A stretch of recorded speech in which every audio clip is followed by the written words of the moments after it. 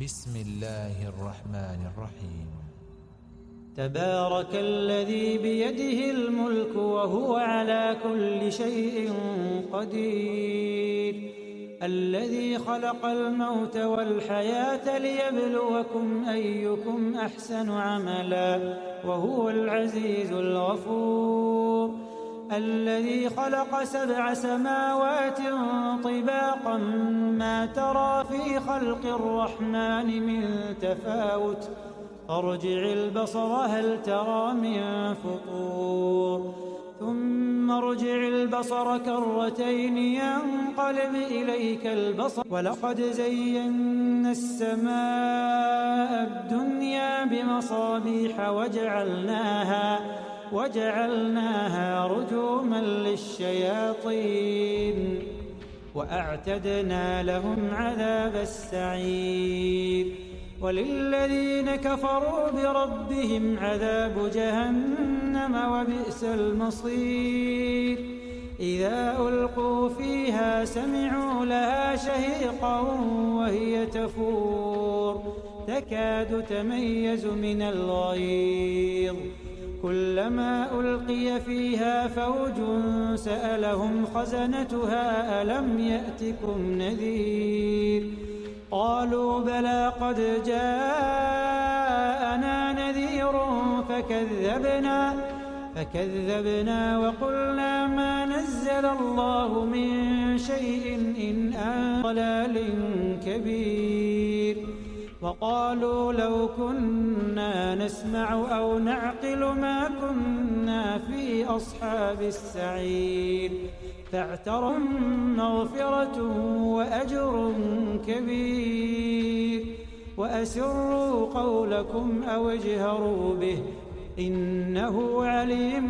بذات الصدور، ألا يعلم من خلق وهو اللطيف الخبير، هو الذي جعل لكم الأرض ذلولا فامشوا في مناكبها وكلوا من رزقه وإليه النشور، أأمنتم من في السماء أن يخسف بكم الأرض فإذا هي تمور، أم أمنتم من في السماء أن يرسل عليكم حاصبا فستعلمون كيف نذير، ولقد كذب الذين من قبلهم فكيف كان نكير، أولم يروا إلى الطير فوقهم صافات ويقبضن ما يمسن هذا الذي هو جند لكم ينصركم من دون الرحمن إن الكافرون إلا في غرور، أمن هذا الذي يرزقكم إن أمسك رزقه بل لجوا في عتو